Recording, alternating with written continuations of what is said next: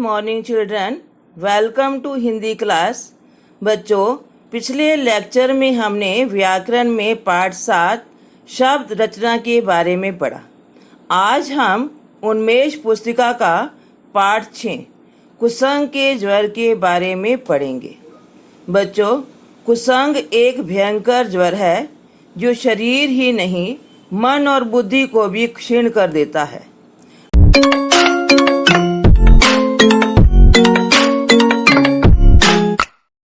कुसंग का ज्वर। कुसंग एक भयंकर ज्वर है जो शरीर ही नहीं मन और बुद्धि को क्षीण कर देता है। बड़े बड़े वीर और धर्मात्मा भी कुसंगति में फंसकर दुख भोगते हैं। इससे बड़ा कोई दुर्भाग्य नहीं। समुद्र के किनारे को नापना संभव नहीं। उसकी था का पता कौन लगाए? वह अपनी मर्यादा में रहता है और रहना जानता है, पर कुसंगति के प्रभाव से वह भी बच नहीं पाया। भारी भरकम वृक्ष और विशाल शिलाखंड उसकी छाती पर फेंके गए, उसके वक्षस्थल को क्षत विक्षत कर दिया। भारत के रामेश्वरम से लेकर लंका के उत्तरी तट तक 100 योजन चौड़े सागर को सेतु द्वारा बांध दिया गया। भालू और वानर उसके हृदय को रौंदते हुए उस पार पहुंच गए। उसकी सारी महिमा ही मिट्टी में मिल गई। यह सब हुआ इसलिए कि उसके पड़ोस में लंका थी। लंका में रावण जैसे राक्षसों का निवास था। राक्षसों की कुसंगति समुद्र की महिमा को ले बैठी।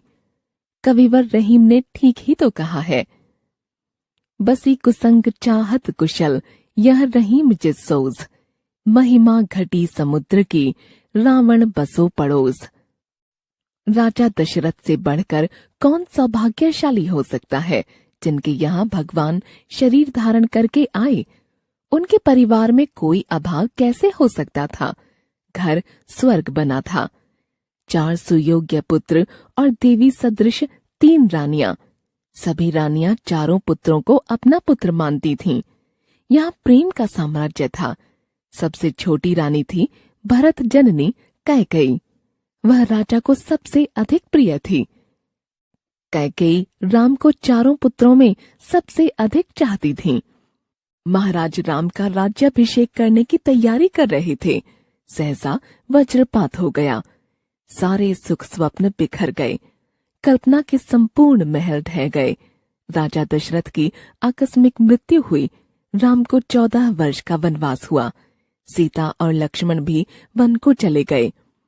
भरत ने भी अयोध्या का राजा बनना स्वीकार नहीं किया।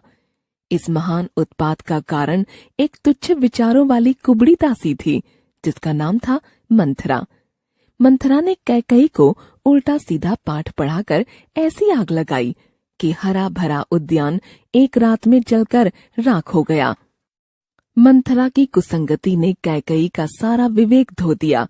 उसे देवी से राक्षसी बना दिया। गोस्वामी तुलसीदास ने ठीक ही तो कहा है, को न कुसंगति पाई न साई। मानसरोवर में एक हंस उड़कर चला आ रहा था। उसका रंग बड़ा सफेद था, मन उतना ही साफ था। जैसे ही वह ऊंचे पर्वतों को पार करके मैदान में आया, एक कौआ उसके साथ उड़ चला और बोला, हंसराज, आज मैं भी आपके साथ चलूंगा। लोग तुम्हारा बड़ा सम्मान करते हैं, कहते हैं तुम दूध और पानी को अलग कर देते हो। आज मैं भी देखूं तुम्हारी कैसे पूजा होती है। हंस ने उत्तर दिया, काकराज, तुम बोलते कड़वा हो, लोग दुत्कारते हैं, फिर मेरा तुम्हारा क्या साथ। कौआ दुष्ट था। उसने हंस से कहा, हंसराज, आप तो स्वभाव के महात्मा हैं। आपके मन में मृदु और कटुभाषी का भेद कैसा? थोड़ी देर आपके साथ रहना चाहता हूँ। इससे तो आपका कुछ बिगड़ने वाला नहीं। हो सकता है आपके साथ रहकर मेरा उद्धार हो जाए। हंस भोला भाला था, कौए की चाल में आ गया। उसे क्या पता था कि दुष्टों की थोड़ी देर की संगति भी बड़ी दुख का कारण बन जाती है। हंस ने कौए को साथ ले लिया। हंस और कौआ कुछ दूर साथ साथ उड़े।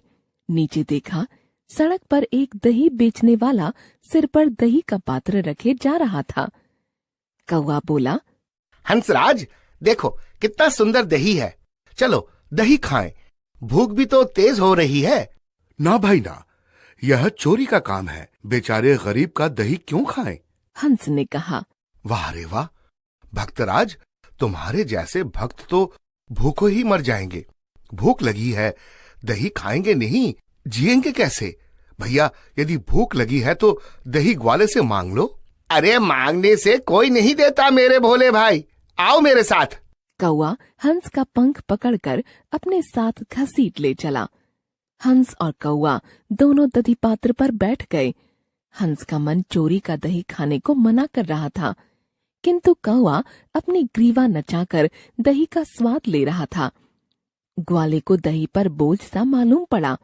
उसने पक्षियों को पकड़ना चाहा। आहट पाते ही चंचल कौआ एकदम उड़ गया। भोला भाला हंस पकड़ा गया और मारा गया। दुष्ट की कुसंगति का और फल ही क्या होगा? कुसंगति का ज्वर कब मृत्यु के मुंह में ढकेल दे कौन जाने। इसलिए तुलसीदास कहते हैं, तुलसी संगत साधु की हरे और की व्याधि, संगत बुरी असाधु की आठों पहर उपाधि। केले के पास बेर का छोटा सा पेड़ उग आया। केले ने सोचा, चलो इससे हानि भी क्या, अपने हिस्से की हवा पानी लेगा, मेरा क्या बिगाड़ेगा। मेरा इससे कुछ भाई बांट नहीं, न कुछ लेन देन है। उसे क्या पता था कि दुष्टों के पड़ोस में बसने से जीवन नारकीय बन जाता है। बेर का पेड़ बड़ा हो गया। उस पर खूब सारे कांटे थे। जैसे ही हवा चलती, बेर का पेड़ मस्ती में झूमता। उसकी शाखाएं केले के पत्तों से संघर्ष करतीं और केले के पत्ते चीर चीर हो जाते थे। केले के अंग फट जाएं, इसकी बेर के पेड़ को क्या चिंता। उसे दूसरों के दुख से क्या प्रयोजन। केले को कुसंगति के इस भयंकर ज्वर की पीड़ा भोगना अनिवार्य था। देखकर कवि रहीम कह उठे, कह रहीम कैसे निभय बेर केर को संग, वे डोलत रस आपने वाके फाटत अंग।